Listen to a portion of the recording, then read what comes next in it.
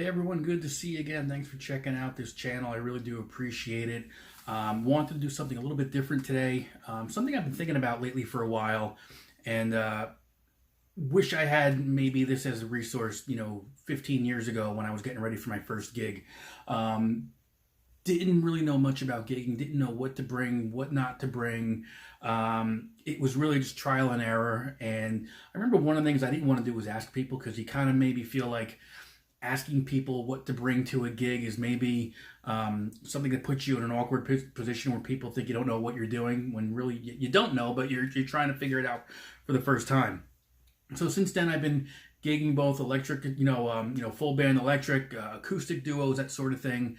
And I figure, you know what, I've been doing a lot right now on the acoustic side of the house. So with some of the gigs I'm preparing for, I figure, you know what, let me just maybe walk you through what I do, what I bring. I mean, this isn't meant that this is what you need to do, but it just gets you thinking about some things to bring, maybe not to bring, some things you wouldn't even think about that can make all the difference in the world should something go south, as far as the gig itself.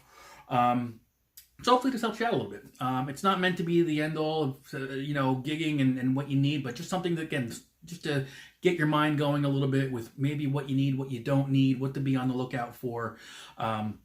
I'm going to show you some pieces of equipment over the course of this video, and I didn't go out and get all this in one day. A lot of these things have been accumulated over time. I've had them for a long time. Some of them are newer pieces of equipment, and some pieces I've had, like I said, for a long time. They're with me, every gig I go to. So hopefully this helps you out in terms of just thinking a little bit differently, and what you need to bring, put you at ease. Maybe you're getting ready for your first gig and you don't know what's going on, what to bring. I'm going to be going over things that'll be for both, whether it's an acoustic gig or a full band electric gig.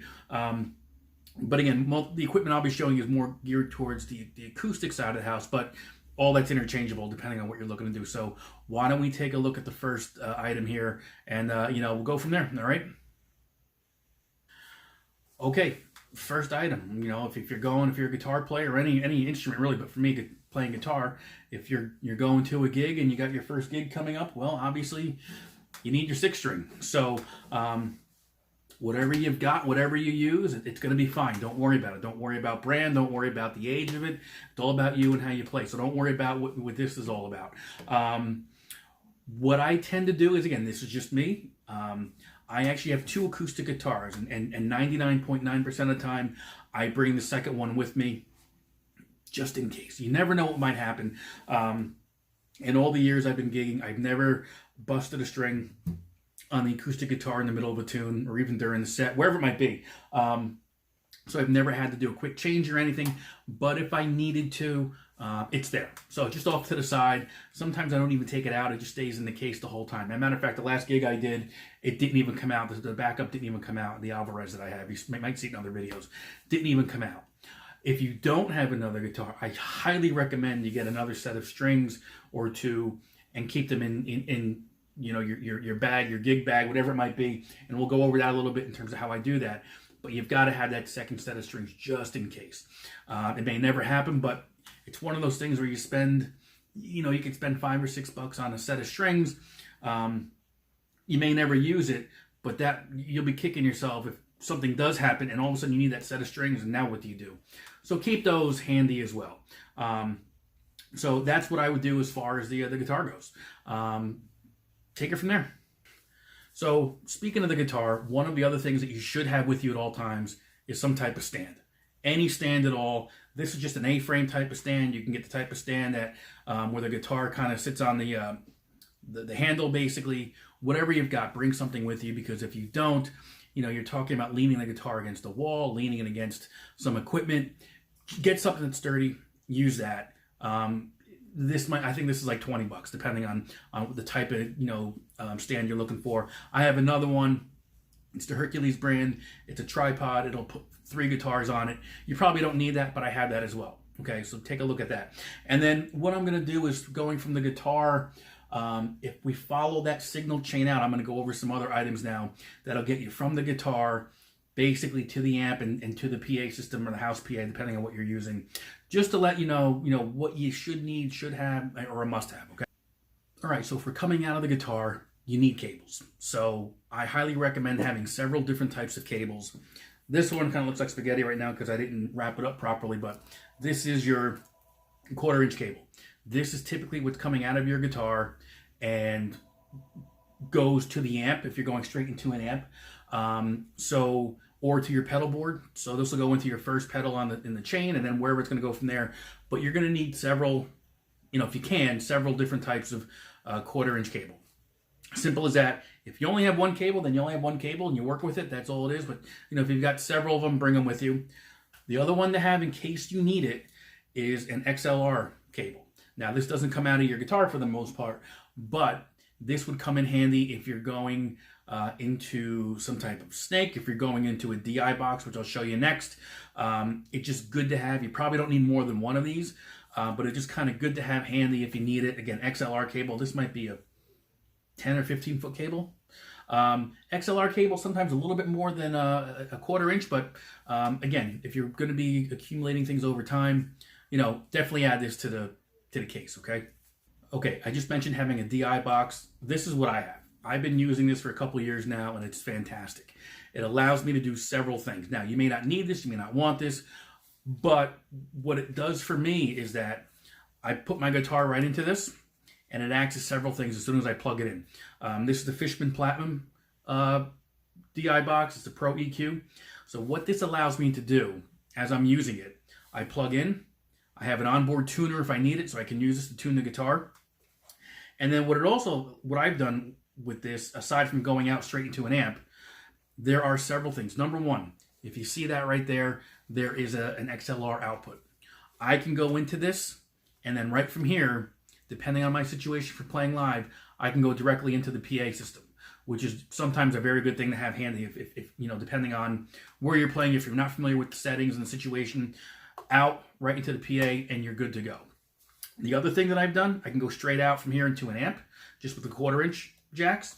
And then there's also an effects loop in here. So if I'm using some different types of effects, which I don't really use a whole lot anymore on the acoustic side, like a chorus pedal, reverb, whatever you might be using, delay, that whole thing, I can just use my effects loop through here. Now, if you're not familiar with an effects loop, I'm sure there's tons of videos out there you can look at, but basically it is a loop. Your signal's coming out of here, it is going into your effects chain, and that final pedal loops right back into the pedal here. So very simple, very straightforward. It also acts as if I have a boost on here if I need to, jack up the volume by a little bit if I'm doing a solo or something. And there's other things you can do. I mean, again, it's an EQ, so you can tweak your signal on top of anything else there. As far as getting the tone for your guitar. So that's how I've been playing lately. I plug into this, and then from there, I either go directly into the PA system, so I can adjust some volume here.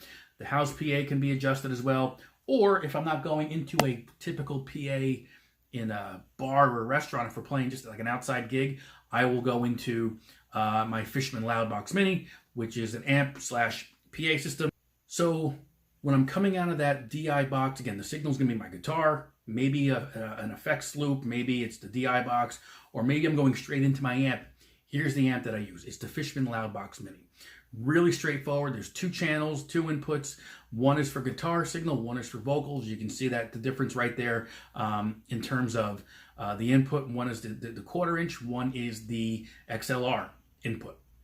2 separate channels. You can adjust it as you go, adjust each side with the gain, and then you've got your master control for total output, depending on where you are in a venue.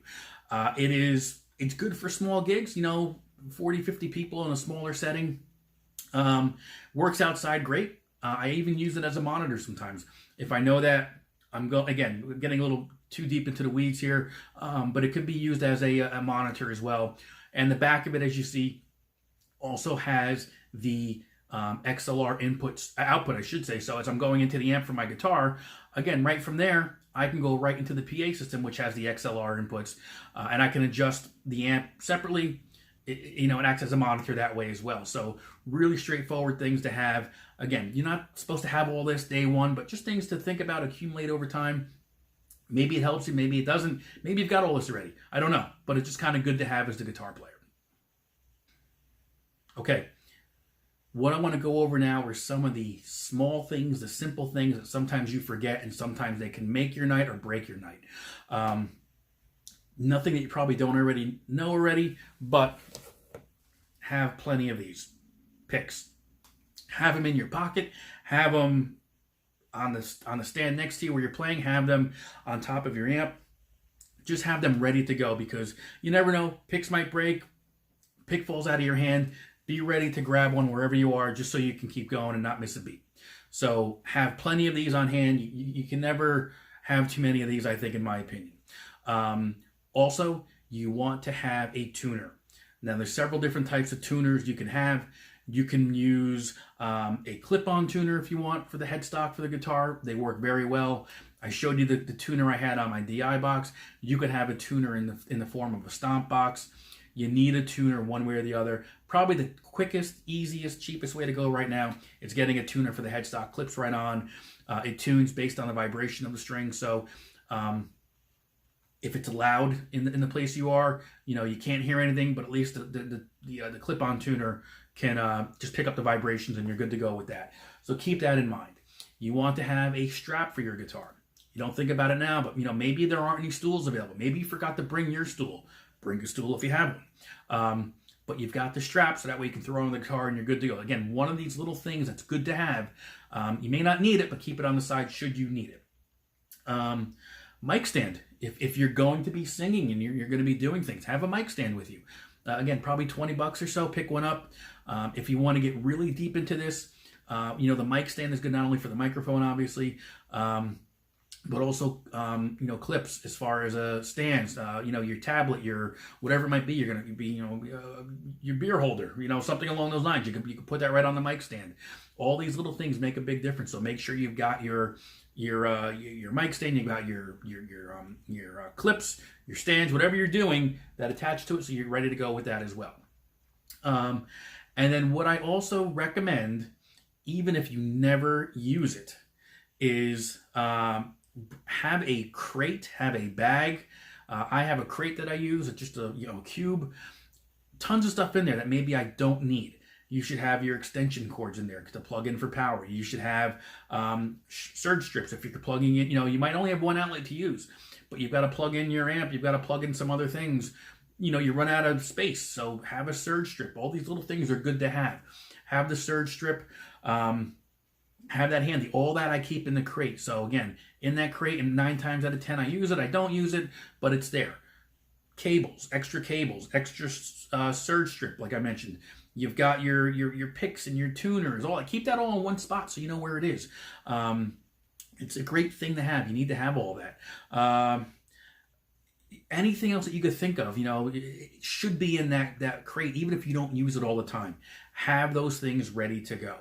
And one more thing, I think is probably one of the most important things to go over. I think I've gone over everything else that I need to, but these are the basic things. And again, if I missed something, if you think I should have added something, please comment below. This is meant to be a tool for everyone to use. Let's comment, let's go back and forth. Maybe there's things I didn't even think of, but I'm trying to give you just the basics here so you have something.